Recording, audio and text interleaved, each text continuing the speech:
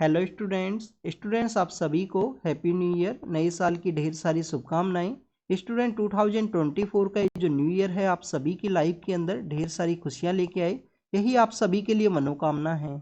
Students अगर हम बात करें आपके न्यू ईयर रिजोल्यूशन प्रोसेस के बारे में, तो बेसिकली आप अपना न्यू ईयर रिजोल्यूशन यही रखिए कि आपको इस साल अपने एग्जामिनेशन के अंदर जो परफॉर्मेंस है उसको इंक्रीज करना है, जिससे कि यूपीएससी के थ्रू जो जॉब है या स्टेट पीसीएस के थ्रू जो जॉब है उसको आप यहाँ पे सिक्योर कर सको। स्टूडेंट्स अगर हम बात करें आपके जो लास्ट अटैम्प्ट्स हैं उनके बारे में, तो अगर आपने 1-2 अटैम्प्ट्स के अंदर अगर आप अपियर हुए हो यूपीएससी या स्टेट पीसीएस के एग्जामिनेशंस के अंदर में, तो आप अपना जो मिस्टेक है उसको जरूर से आइडेंटिफाई करना कि आपका मिस्टेक यहाँ पे इस तरीके से है कि आपको नॉलेज तो काफ़ी है बट एग्जामिनेशन के अंदर जो परफॉर्मेंस है वो नहीं आती है।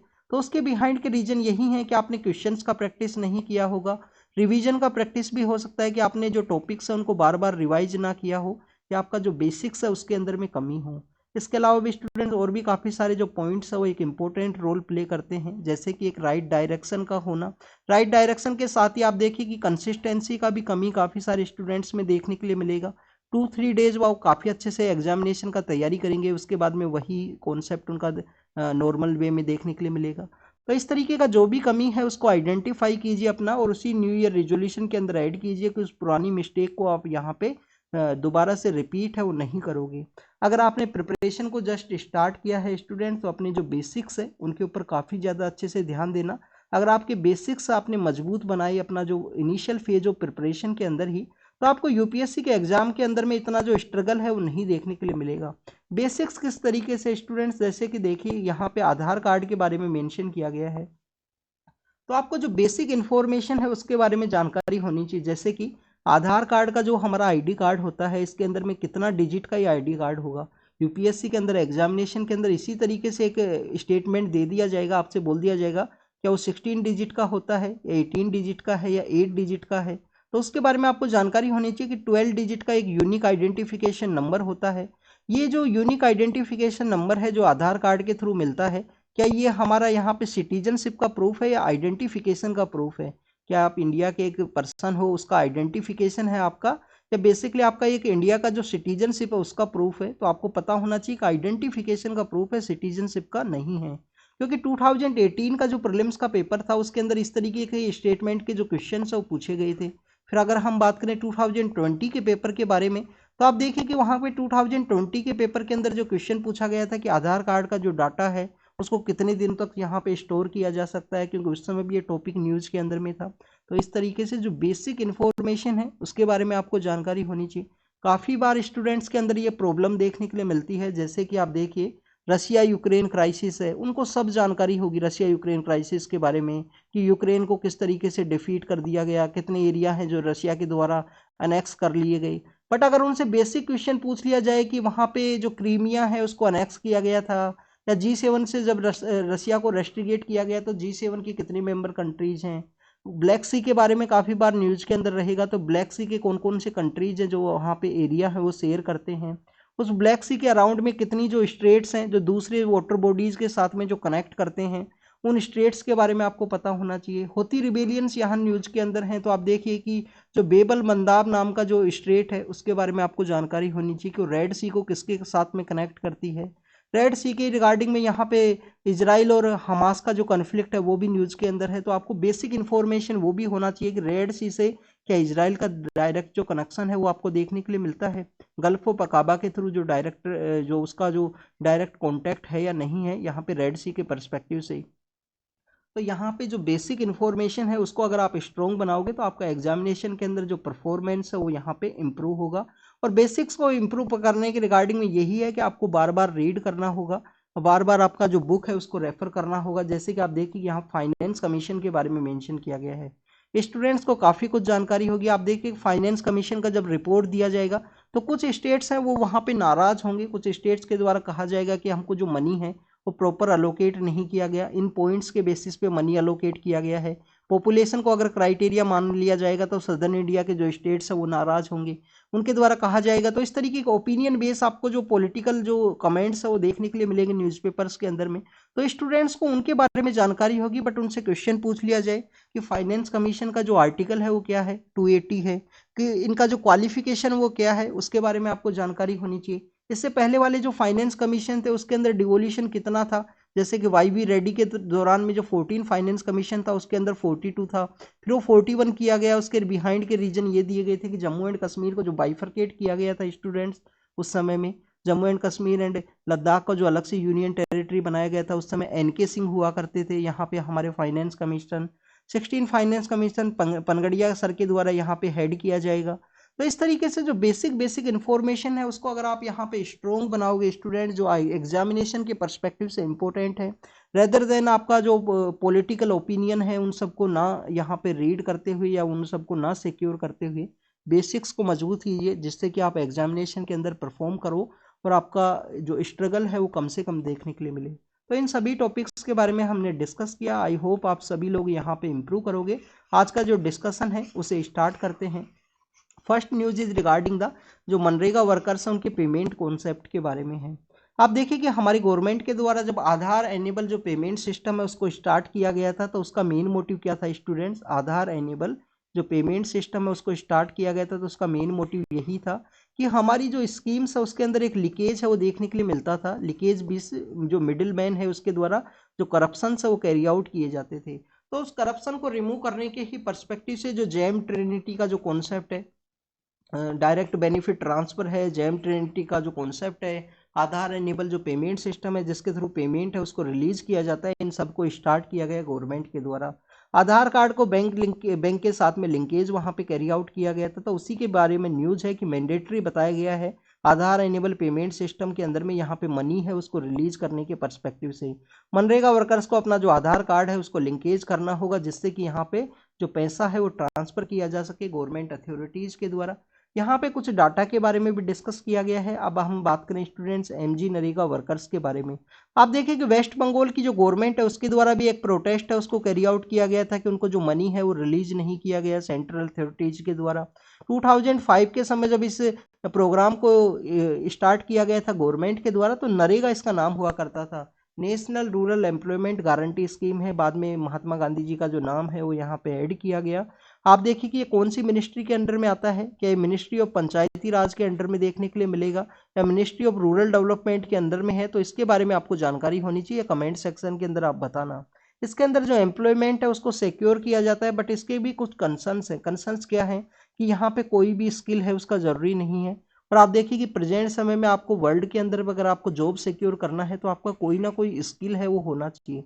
हमारी गवर्नमेंट के द्वारा जो स्किल इंडिया मिशन है उसको क्यों लॉन्च किया गया था? अभी आप देखिए कि हमने विश्वकर्मा के दौरान भी एक विश्वकर्मा जो इनिशिएटिव है उसको लॉन्च किया था 17 सितंबर के दिन में। उसका भी मेन रीजन यही था कि हमारे जो ऐसे जो कम्युनिटीज़ हैं जो इन वर्क्स के अंदर में इंगेज हैं, जैसे बार्बर कम्युनिटी है जिसके द्वारा यहाँ पे वुड का जो काम है उसको कैरी आउट किया जाता है, जो हमारे पोर्टर्स हैं जिनके द्वारा जो बर्तन है वो बनाए जाते हैं, तो उनको बेसिकली वहाँ पे 2-3 मंथ्स का एक कोर्स के थ्रू जो स्किल का जो सर्टिफिकेशन है वो दे दिया जाएगा। अगर उनके द्वारा फ्यूचर के समय कहीं भी जो जॉब है सिक्योर करने में वो हेल्प करेगा। मनरेगा का बेसिकली यही एक सबसे बड़ा ड्रॉबैक है कि इसके अंदर में जो वर्क फोर्स क्रिएट की जाती है वो बेसिकली उनको जो कोई भी स्किल है उसका रिक्वायरमेंट नहीं है। सभी लोगों को जो वर्क है वो यहाँ पे प्रोवाइड किया जाता है अथॉरिटीज़ के द्वारा में, क्योंकि गारंटी एम्प्लॉयमेंट है। आपको 100 डेज का जो वर्क है वो यहाँ पे प्रोवाइड करना होगा। वर्क भी कहाँ पे प्रोवाइड किया जाएगा? जैसे कि आप रूरल एरिया से बिलोंग करते हो तो आपका जो यहाँ पे पंचायती राज इंस्टीट्यूशन है, आपका जो विलेज का जो पंचायत हेड क्वार्टर है उसके 5 किलोमीटर का जो रेडियस है उसी के अंदर में आपको जो वर्क है वो यहाँ पे प्रोवाइड करना होगा। स्टूडेंट्स अगर हम बात करें यहाँ पे एमजी नरेगा के बारे में या स्किल इंडिया के बारे में हमने डिस्कस किया, तो आप देखिए कि स्किल क्यों इंपॉर्टेंट है। हमारा जो डेमोग्राफिक डिविडेंड है उस डेमोग्राफिक डिविडेंड को हम बेटर वे में यूटिलाइज कर सके, और डेमोग्राफिक डिविडेंड यहाँ पे एक डिजास्टर का रूप है वो ना ले, उसी के रिगार्डिंग में आपको यहाँ पे पता होना चाहिए। नेक्स्ट अगर हम बात करें यूएस की नेवी के द्वारा एक ऑपरेशन है उसको कैरी आउट किया गया, जिसके अंदर 3 होती जो वेसल्स है वो यहाँ पे जिनको टारगेट है वो किया गया था। आप देखिए कि बेबल मंदाब जो स्ट्रेट का जो एरिया है वहाँ पे होती रिबेलियंस के द्वारा कंटिन्यूस अटैक किए गए हैं। जो सी लाइन ऑफ कम्युनिकेशन है उसको सिक्योर होना काफ़ी ज़्यादा जरूरी है उस रेड सी के थ्रू, क्योंकि साउथ ईस्ट एशिया का जो 12% ट्रेड है उसी एरिया से कैरी आउट किया जाता है, क्योंकि जिसको यूरोप के अंदर में सेंड करना हो वो सुएज कैनाल के थ्रू वहाँ से जाएगा। आप देखिए कि इंडियन गवर्नमेंट के द्वारा G20 का जो इनिशिएटिव था, G20 का जो मीटिंग इंडिया के अंदर हुआ, India middle east Europe economic corridor है उसको लॉन्च किया गया था। और उसके बाद में आप देखिए कि यहाँ पे जो स्वेज कैनाल के थ्रू जो ट्रैफिक है, जो कार्गो का जो ट्रांसफर है वो रिड्यूस होता अगर वो आने वाले फ्यूचर के समय जो एग्जिस्टेंस के अंदर में आएगा उस समय में। होती रिबेलियंस कौन है? यमन के अंदर में बेसिकली एक रिबेलियन ऑर्गेनाइजेशन है जिनके द्वारा वहाँ पे जो पावर है गवर्नमेंट को भी टोपल डाउन किया गया था इनके द्वारा। आप देखिए कि इनके द्वारा यहाँ पे जो सऊदी अरेबिया है उसके भी सदर्न पार्ट के अंदर में जो अटैक्स है उनको कैरी आउट किया जाता है। उनकी एक ऑयल रिफाइनरी के ऊपर भी जो अटैक्स हैं वो किए गए थे 2019 के समय में। काफ़ी बड़ी एक ऑयल रिफाइनरी है सऊदी अरेबिया का, उसके ऊपर भी अटैक किया गया था होती रिबेलियंस के द्वारा। ईरान के द्वारा इनको बैक किया जाता है, ईरान के द्वारा इनको बैक किया जाएगा। अभी इनके द्वारा अटैक्स हैं वो क्यों इंक्रीज किए हैं यहाँ पे रेड सी के एरिया के अंदर में? तो स्टूडेंट्स अगर हम बात करें यहाँ पे रेड सी के एरिया के परस्पेक्टिव से, तो जब से इजराइल और हमास का जो कन्फ्लिक्ट हुआ उसके बाद में यहाँ पे होती रिबेलियंस के द्वारा, क्योंकि ईरान के द्वारा इनको बैक किया जाता है, ईरान के द्वारा ही हमास को भी बैक किया जाता है। ईरान के द्वारा ही इजराइल का जो नॉर्दर्न पार्ट है वहाँ पे एक आपको ऑर्गेनाइजेशन देखने के लिए मिलेगा जिसको कि लेबनान के अंदर है, बेसिकली हजीबुल्लाह का नाम हम जानते हैं। तो हजीबुल्लाह को भी जो बेसिकली जो वहाँ पे फंडिंग की जाती है वो ईरान के द्वारा ही की जाती है। तो this is all the information related to the बेबल मंदाब। काफ़ी बार इस टॉपिक के बारे में डिस्कस किया है। कुछ इंडिया के अंदर आने वाली जो बेसिकली जो उस समय कार्गो का वो शिप हुआ करती थी उसके ऊपर भी अटैक किया गया था होती रिबेलियंस के द्वारा।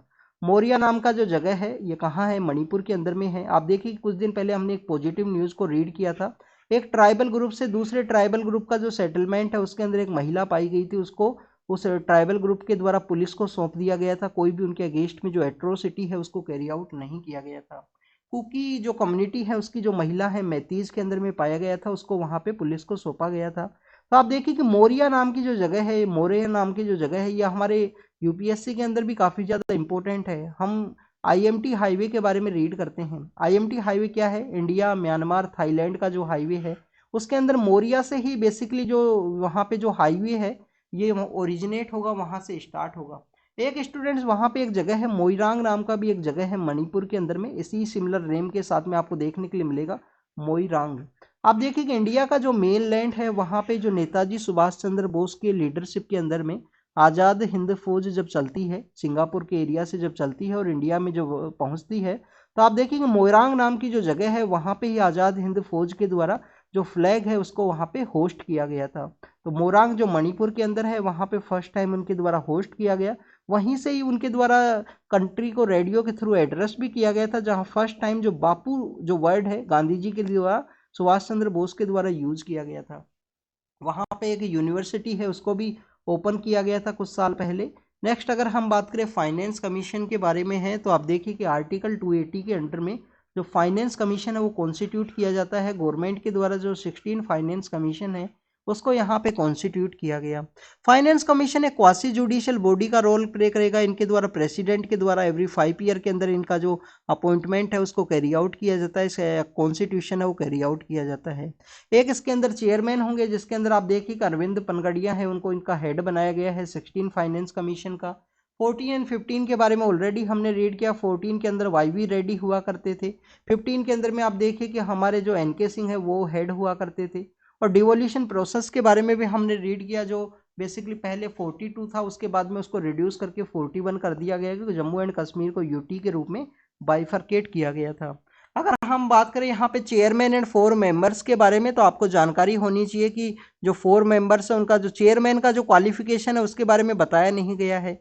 उसको बेसिकली यहाँ पे जो पब्लिक ऑफिस है उनको होल्ड करने का जो एक्सपीरियंस है वो होना चाहिए। जो बेसिक क्वालिफिकेशन है उसके बारे में नहीं बताया गया कि इस तरीके का पब्लिक सर्विस के अंदर इतना दिन होना चाहिए, ये सब नहीं मेंशन किया गया है। इसके अलावा अगर हम बात करें यहाँ पे जो मेंबर्स हैं उनके बारे में, तो मेंबर्स को भी यहाँ पे जो पब्लिक अफेयर्स हैं उनका एक्सपीरियंस होना चाहिए। जैसे कि 1 पर्सन यहाँ पे हाई कोर्ट का जो जज है उसके रूप में क्वालिफाइड होने के पर्सपेक्टिव से एलिजिबल हो, उस पर्सन को अपॉइंट किया जाएगा, या ऑलरेडी किसी हाई कोर्ट का जज हो। किसी पर्सन को स्पेशल नॉलेज हो फाइनेंस सेक्टर के अंदर में, या गवर्नमेंट के जो अकाउंट्स हैं उनको मैनेज करने के पर्सपेक्टिव से, तो उसको लिया जाएगा। या किसी पर्सन को यहाँ पे आप देखें कि वाइड एक्सपीरियंस हो फाइनेंशियल मैटर का या फाइनेंशियल एडमिनिस्ट्रेशन का, तो उस पर्सन को यहाँ पे मेंबर के रूप में ऐड किया जाएगा।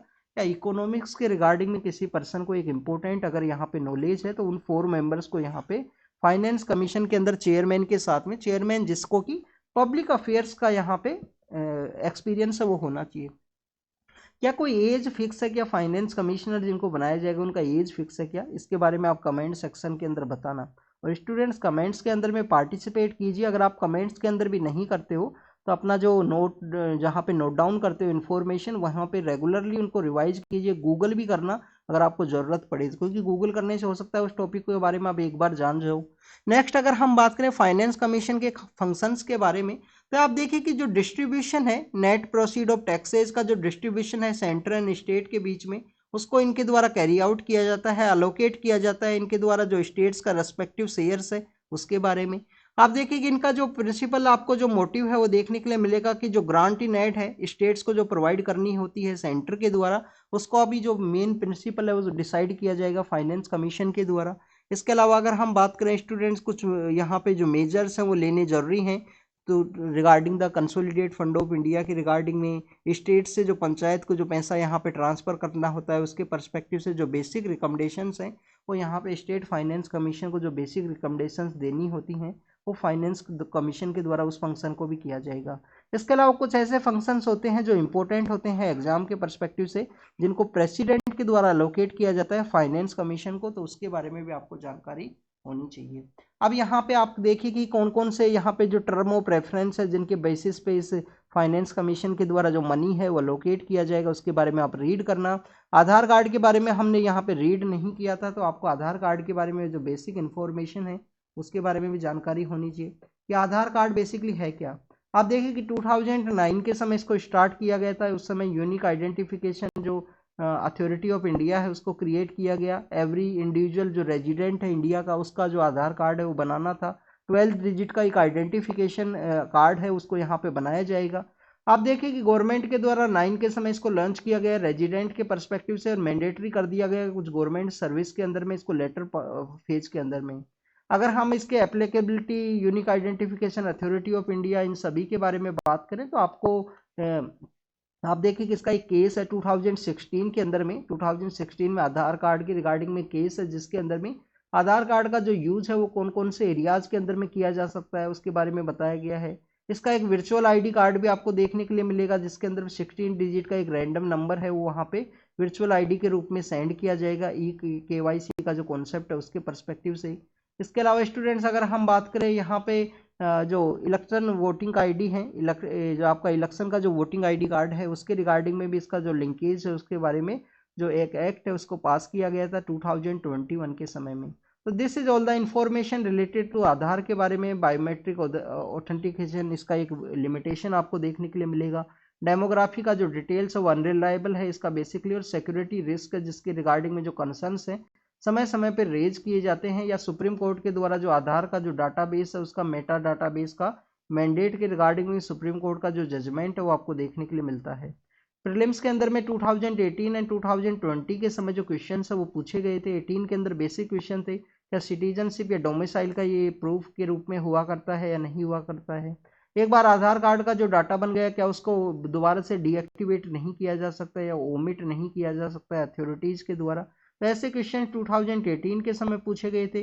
तो मेटा डाटा के बारे में हमने डिस्कस किया था, उसके मंथ के बारे में पूछा गया था कितने समय तक उसका जो डाटा है उसको स्टोर किया जा सकता है। ऐसे जो स्टेटमेंट्स के रिगार्डिंग में जो क्वेश्चन है वो 2020 के समय पूछा गया था। नेक्स्ट अगर हम बात करें स्टूडेंट रिपब्लिक डे परेड के बारे में है। आप देखिए कि पंजाब के रिगार्डिंग में जो कंट्रोवर्सी क्रिएट हुआ, पंजाब गवर्नमेंट के द्वारा कहा गया कि हमारा जो नेशनल फ्रीडम स्ट्रगल है उसके अंदर में काफ़ी अच्छा कंट्रीब्यूशन है तो उसको रिकॉग्नाइज करना चाहिए। हमारा जो टैब्लू है जो झांकी है उसको अलाउ करना चाहिए। तो दोनों पॉलिटिकल पार्टीज के द्वारा, क्योंकि अपोजिशन पार्टी है वहाँ पे आम आदमी पार्टी का गवर्नमेंट है, तो कंटिन्यूस एक दूसरे के ऊपर एलिगेशंस लगाए गए कि इनके द्वारा अपना जो फोटो है उसको वहाँ पे ऐड करने के बारे में डिस्कस किया गया था कि झांकी के अंदर अपना फोटो हो। पंजाब के जो CM है या उनका जो पॉलिटिकल हेड है उनके पर्सपेक्टिव से अगर हम बात करें यहाँ पे हमारे एग्जाम के पर्सपेक्टिव से, आप देखिए रिपब्लिक डे परेड के अंदर में एक थीम बेस जो झांकी है वो स्टेट गवर्नमेंट्स की निकाली जाती हैं। उसके अंदर इंडिया का जो कल्चरल इंपॉर्टेंस है उस स्टेट का जो इम्पोर्टेंस है उसके बारे में बताया जाता है। अगर हम यहाँ पे बात करें पंजाब के बारे में तो पंजाब ने अपनी झांकी के अंदर बताया था कि जो माई भागो हैं फर्स्ट सिक्की जो सिख कम्युनिटी की फर्स्ट वुमेन है जिनके द्वारा जो सेक्रीफाइज है जो यहाँ पे एक्टिविटीज़ के अंदर में जो पार्टिसिपेट किए थे, तो उनका जो झांकी है उसको ऐड करने के बारे में बात किया गया था। पंजाब के जो अलग अलग फ्रीडम फाइटर्स हुए हैं उनका जो कंट्रीब्यूशन है उसके बारे में यहाँ पे डिस्कस किया गया था। ऑलरेडी इस टॉपिक को हमने डिस्कस किया है। पहला जो बैसाख का जो दिन है उसको बांग्ला दिवस के रूप में यहाँ पे नोटिफाई किया गया है। बांग्लादेश का जो गवर्नमेंट है उनकी सॉरी जो वेस्ट बंगाल का जो गवर्नमेंट है उनके द्वारा, वेस्ट बंगाल का जो गवर्नमेंट है उनके द्वारा किया गया है। पहला बैसाख का जो दिन है उसको बांग्ला दिवस के रूप में। आप देखिए कि यहाँ पे स्टेट डे के रूप में इसको सेलिब्रेट किया जाएगा, इसको नहीं सेलिब्रेट किया जाएगा स्टेटहुड डे के रूप में। स्टेटहुड डे क्या है? हमारा जो स्टेट रीऑर्गेनाइजेशन एक्ट्स के थ्रू जिनको ऐड किया गया, उन स्टेट्स का एक, हर एक स्टेट का डिफरेंट जो स्टेटहुड डे है वो आपको देखने के लिए मिलता है। रविंद्रनाथ टैगोर का एक जो यहाँ पे सॉन्ग है उसको भी स्टेट का जो सॉन्ग है उसके रूप में भी रिकॉग्नाइज किया गया है इस न्यूज के अंदर में। आप देखिए कि रविंद्रनाथ टैगोर का ही जो शांति निकेतन है उसको यूनेस्को का जो हेरिटेज लिस्ट है उसके अंदर भी शामिल किया गया था। रविंद्रनाथ टैगोर के द्वारा जो वेस्ट बंगाल का जो बीरभूम डिस्ट्रिक्ट है जिसके अंदर में जो आश्रम है वो बनाया गया था। आश्रम तो उनके पिता के द्वारा बनाया गया था, देवेंद्रनाथ टैगोर के द्वारा, जो महर्षि देवेंद्रनाथ टैगोर के नाम से हम उनको जानते हैं। वहाँ पे जो टाउनशिप जो डेवलप किया गया वो डेवलप किया गया रविंद्रनाथ टैगोर के द्वारा 1901 के समय में। और उसी एरिया के अंदर 1921 के समय में विश्व भारती नाम का यूनिवर्सिटी है उनके द्वारा बनाया गया था। तो वेस्ट बंगाल के रिगार्डिंग में वो भी टॉपिक न्यूज के अंदर में था। नेक्स्ट अगर हम बात करें स्टूडेंट्स, एक पर्सन है उनके द्वारा जो तिबेतियन जो पेंटिंग्स है उनको यहाँ पे मैन्यूस्क्रिप्ट तैयार किया गया है। तिबेतियन जो उनका कलेक्शन है उसके रिगार्डिंग में कंट्रोवर्सी क्रिएट हुआ कि जो नया म्यूजियम है उसके अंदर में उसका ट्रांसफ़र किया जाएगा या नहीं किया जाएगा बिहार के अंदर में। तो उसके रिगार्डिंग में जो न्यूज़ है उसको मेंशन किया गया है। अगर हम बात करें स्टूडेंट्स यहाँ पे पेंटिंग के बारे में, तो पेंटिंग के पर्सपेक्टिव से अगर हम डिस्कस करें तो पेंटिंग का नाम है स्टूडेंट थेंका पेंटिंग। उसके रिगार्डिंग में जो कलेक्शन है वो भी यहाँ पे बताया गया है। तो आपको जो थेंका पेंटिंग है उसके बारे में जानकारी होनी चाहिए। बुद्धिज्म के पर्सपेक्टिव से एक इम्पोर्टेंट पेंटिंग है थेंका पेंटिंग है जिसको यहाँ पे शो किया गया है। आप देखिए कि बेसिकली इंडिया के अंदर जो सिक्किम है, हिमाचल प्रदेश है, लद्दाख का जो रीजन है और हमारा जो अरुणाचल प्रदेश है जहाँ पे आपको मोनेस्ट्रीज देखने के लिए मिलती हैं बुद्धिज्म के पर्सपेक्टिव से, तो उसी के बारे में यहाँ पे बताया गया है कि थेंका को वहाँ पे एक मीडियम ऑफ रेफरेंस के रूप में यूज किया जाता है जिससे कि बुद्धिज्म के जो हाईएस्ट आइडियल्स है उनको यहाँ पे प्रमोट किया जा सके। ट्रेडिशनली अगर हम इस पेंटिंग के बारे में बात करें तो जो बुद्धिस्ट मोंक्स हुआ करते थे उनके द्वारा बनाई जाती थी। बाद में एक एथनिक ग्रुप के अंदर में ये चेंज होती है थेंका पेंटिंग। और आप देखिए कि इसके अंदर में जो स्किल का जो रिक्वायरमेंट है एक जनरेशन से दूसरे जनरेशन के अंदर इस पेंटिंग का जो स्किल का जो रिक्वायरमेंट है उसको ट्रांसफ़र किया जाता है। कॉटन जो का जो कैनवास है उसको यूज किया जाएगा। वाइट बैकग्राउंड के परस्पेक्टिव से आप देखिए कि वाइट बैकग्राउंड यहाँ पे दिखाया गया है बुद्धा का जो पीछे का जो बैकग्राउंड है उसके बारे में। वहाँ पे वाइट कैनवास को यूज किया जाएगा। वाइट बैकग्राउंड है, कॉटन कैनवास को है, कलर्स को यूज किया जाएगा, उन सभी के बारे में यहाँ पे दिखाया गया है।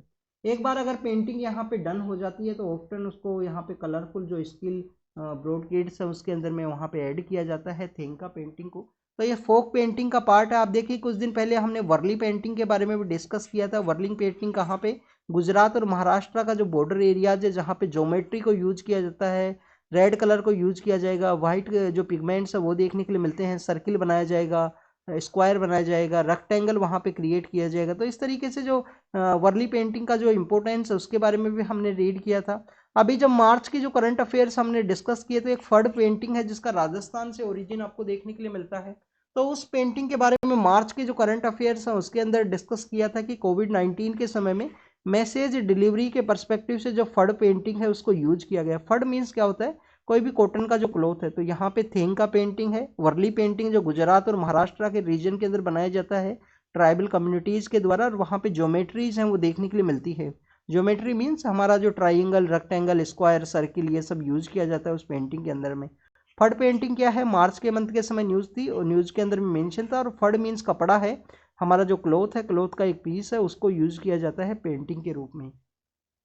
नेक्स्ट अगर हम बात करें स्टूडेंट चेन्नई का जो फ्लड है उसके बारे में है, तो आप देखिए कि इनके द्वारा बताया गया है कि जो प्रिवेंटिव मेजर्स है उनके का कितना ज़रूरी है कि फ्लड का आने से पहले ही जो सिचुएशंस है उनको यूज़ करना।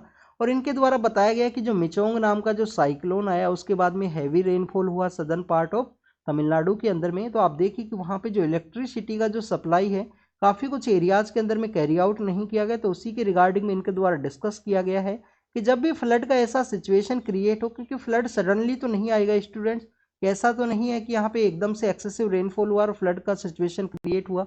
4-5 डेज का जो समय है ऑलरेडी हमारा जो आईएमडी है उनके द्वारा यहाँ पे जो वार्निंग्स हैं उसको इश्यू किया जाता है। कभी साइक्लोन का सिचुएशन हो या हैवी रेनफॉल की रिगार्डिंग में जो वार्निंग हो वो बताई जाती हैं आईएमडी के द्वारा समय समय पे। अभी तो जो आईएमडी का जो एक्यूरेसी है वो भी काफ़ी ज़्यादा इंप्रूव हुआ है। रिसेंटली आप देखिए कि मई का जो मंथ था 2023 का, उस समय में हमारा जो अरेबियन सी है उससे एक बेसिकली जो साइक्लोन है वो अप्रोच किया था गुजरात के कोस्ट को। उस समय गुजरात का जो कोस्ट है उससे सभी लोगों को रेस्क्यू किया गया था और एक भी जो डेथ है वो नहीं देखने के लिए मिला था। आईएमडी का जो ऑलरेडी जो वार्निंग्स है उसकी वजह से ही वो पॉसिबल हो चुका। हमारा जो एनडीआरएफ का टीम है उसके द्वारा लोगों को रेस्क्यू किया गया, अच्छे जगह पे पहुंचाया गया साइक्लोन के पहुंचने से पहले ही। तो उसी के रिगार्डिंग में बताया गया है कि प्रिवेंटिव मेजर्स को जरूरी है, प्रिवेंटिव मेजर्स का यूज़ करना चाहिए यहाँ पे अथॉरिटीज़ के द्वारा।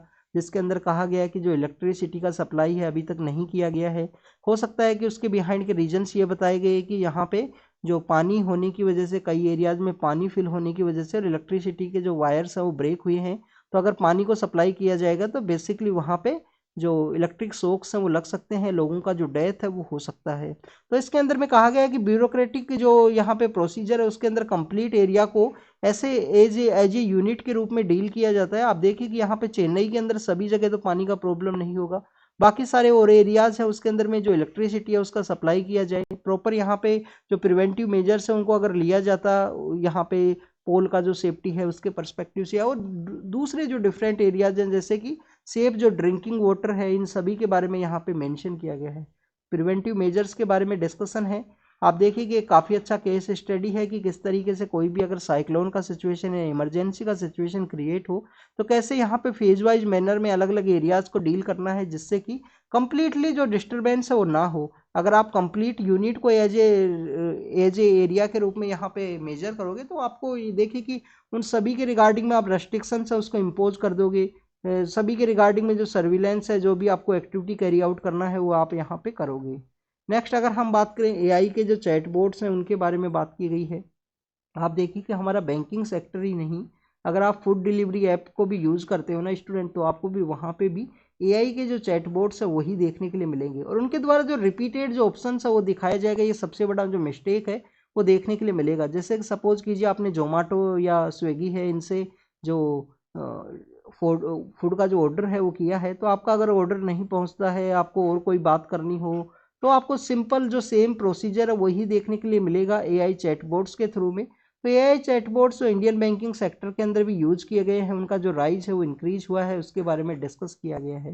नेक्स्ट आप देखिए कि एआई का ही एक बेसिकली जो ट्रांसलेटर का जो बॉक्स है उसको भी यूज किया गया है अभी सुप्रीम कोर्ट के अंदर में। वो भी न्यूज़ मेंशन था आज ही के न्यूज़पेपर के अंदर में, जिसके अंदर सुप्रीम कोर्ट के अंदर में एआई के जो बोर्ड्स हैं उनको यूज किया जाएगा जिससे कि जो ट्रांसलेशन जो प्रोसेस है उसको कैरी आउट किया जा सके। स्टूडेंट सुप्रीम कोर्ट के ही रिगार्डिंग में एक और न्यूज़ को मेंशन किया गया था जिसमें 2023 के समय में जो भी इम्पोर्टेंट केसेज रहे उनके बारे में सीजीआई सर का एक आर्टिकल था कि कौन कौन से जो इम्पोर्टेंट केसेज हैं उसके बारे में वहाँ पे मेंशन किया गया था। और जो बेसिकली जितने लॉट्स ऑफ पेटिशन जो फाइल की जाती हैं सुप्रीम कोर्ट के अंदर में, उनके अंदर पेटिशंस तो इंक्रीज हुई हैं पर केसेस का जो पेंडेंसी है वो यहाँ पे डिक्रीज हुआ था। ये सीजीआई सर के द्वारा वहाँ पे बेसिकली बताया गया। नेक्स्ट अगर हम बात करें ओटीटी का जो ओवरसाइट है उसके रिगार्डिंग में जो कंसर्न्स रेज किए गए थे freedom of speech and expression को सप्रेस करने की रिगार्डिंग में, आप देखिए कि ब्रॉडकास्टिंग सर्विस रेगुलेशन बिल जो ब्रॉडबैंड एक रेगुलेशन के रूप में ओटीटी प्लेटफॉर्म है, डिजिटल कंटेंट क्रिएटर्स हैं, उन सभी को उसके अंदर में लाने का पर्सपेक्टिव से एक 3 टायर रेगुलेटरी सिस्टम है उसको क्रिएट किया जाएगा इस ब्रॉडकास्टिंग सर्विस रेगुलेशन बिल के थ्रू में।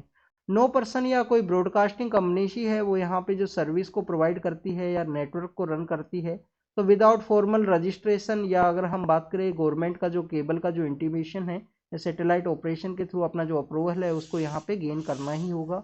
इसके अलावा आप देखिए कि यहाँ पे बिल के द्वारा जो रूल्स है उनको एक्सटेंड किया गया है इंटरनेट बेस्ड जो ब्रॉडकास्टिंग सिस्टम है जिसमें आईपीटीवी है, ओटीटी जो प्लेटफॉर्म्स है उसके अंदर भी, या सब्सक्राइबर या व्यूअर का जो थ्रेशोल्ड बेस कोई प्लेटफॉर्म है जिसके अंदर भी यहाँ पे जो रजिस्ट्रेशन है उसको कैरी आउट करना होगा।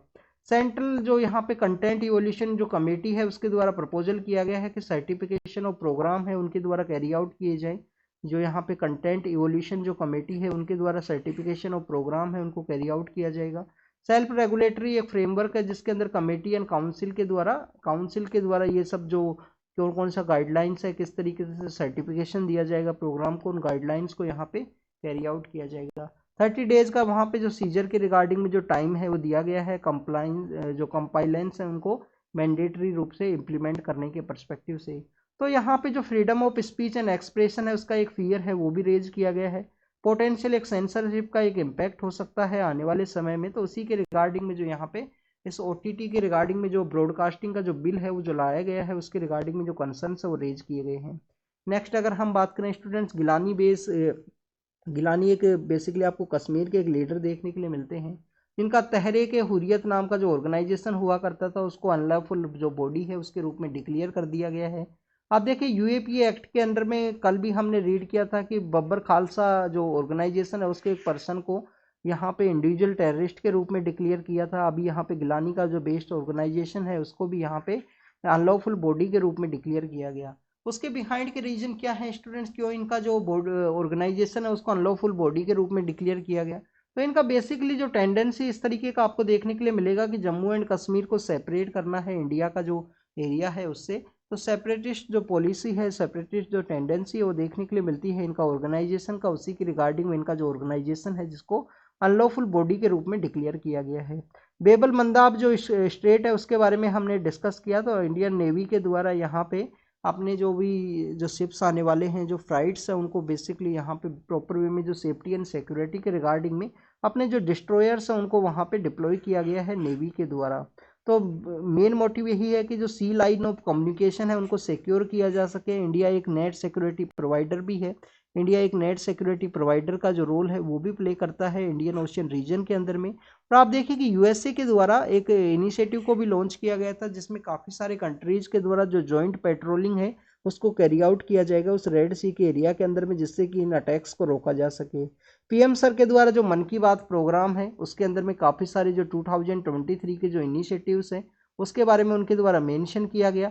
आप देखिए कि उनके द्वारा वोकल फॉर लोकल है, चंद्रयान 3 जो मिशन है उसके बारे में उनके द्वारा मेंशन किया गया। उनके द्वारा यहाँ पे मेंशन किया गया है कि इंडिया का जो ग्लोबल इनोवेशन इंडेक्स है उसके अंदर जो रैंकिंग इंप्रूव हुआ है।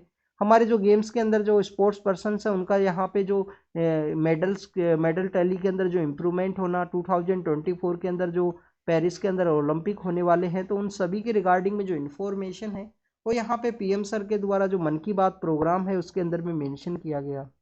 स्टूडेंट्स, आपके जो 2024 का जो प्रीलिम्स का पेपर है उसके रिगार्डिंग में जितनी भी मन की बात प्रोग्राम्स हैं, जो जो इम्पोर्टेंट टर्म है हमारे एग्जाम के पर्सपेक्टिव से, जो भी कोई important personality, freedom fighter, place के बारे में इनके द्वारा बताया गया हो, जैसे यहाँ पे वुमेन रिजर्वेशन एक्ट के बारे में बताया गया कि कैसे वुमेन्स के पर्सपेक्टिव से जो इम्पोर्टेंट यहाँ पे अचीवमेंट हम करेंगे इंक्लूसिविटी के पर्सपेक्टिव से पॉलिटिकल व्यू में, तो उन सभी के बारे में एक जो समरी है वो आपके लिए जल्दी हम अपलोड करना स्टार्ट करेंगे 1-2 मंथ का। या पर हम बात करें 2023 के जो सभी इंपॉर्टेंट टर्म्स हैं जो न्यूज के अंदर रहे थे मन की बात प्रोग्राम्स के अंदर में, उसका जो यहाँ पे आपके लिए अपलोड करेंगे, जिससे कि आप एग्जामिनेशन के अंदर कोई क्वेश्चन पूछा जाता है वहाँ से, जिसके अंदर हम अच्छे से जो परफॉर्म है वो कर सकें।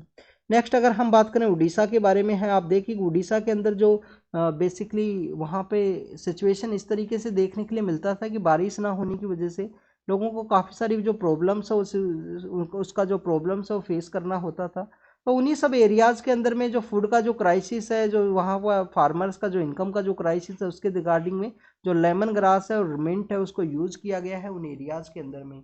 तो उन एरियाज़ के अंदर भी यूज़ करने की वजह से वहाँ पे जो फार्मर्स का जो इनकम है वो इंक्रीज हुआ है, उसी के बारे में यहाँ पे डिस्कस किया गया। स्ट्रॉबेरी का भी जो कल्टीवेशन है वहाँ पे कैरी आउट किया गया है। तो student, this is all the information related to the Orissa के बारे में है कि वहाँ पे लेमन ग्रास है और मिंट को यूज़ किया गया। एक बेसिकली चेंज के पर्सपेक्टिव ये बताते हैं कि कैसे फार्मर्स का जो इनकम है वो वहाँ पे इंक्रीज हुआ है उसका यूज़ करने के बाद में। नेक्स्ट अगर हम बात करें स्टूडेंट्स यहाँ पे कोंगो के बारे में है, तो कोंगो का लोकेशन आपको पता होना चाहिए। इसके अलावा और भी यहाँ पे वर्ल्ड के पर्सपेक्टिव से न्यूज़ है, जिसके अंदर गाजा स्ट्रिप है जो कंटिन्यूस न्यूज़ के अंदर में है। US के द्वारा जो अटैक किया गया उसके बारे में यहाँ पे मेंशन किया गया है कि US का जो अटैक है जिसके अंदर में किस तरीके से वहाँ पे होती रिबेलियंस है उनका डिफीट हुआ, उसको यहाँ पे जो प्रॉब्लम्स है वो फेस करना पड़ा, 3 उनकी जो शिप है वो वहाँ पे डिस्ट्रॉय हुए हैं। नेक्स्ट अगर हम बात करें स्टूडेंट्स यहाँ पे न्यूज़ के बारे में, तो इजराइल के पर्सपेक्टिव से है इजराइल के ही पर्सपेक्टिव से यहाँ पे जो न्यूज़ है उसको मेंशन किया गया है। यहाँ पे नॉर्थ कोरिया के बारे में मेंशन है और इसके अलावा चाइना के बारे में है, तो एग्जाम के पर्सपेक्टिव से इम्पोर्टेंट नहीं है। कॉन्गो के बारे में आपको जो लोकेशन है उसको जरूर से देखना।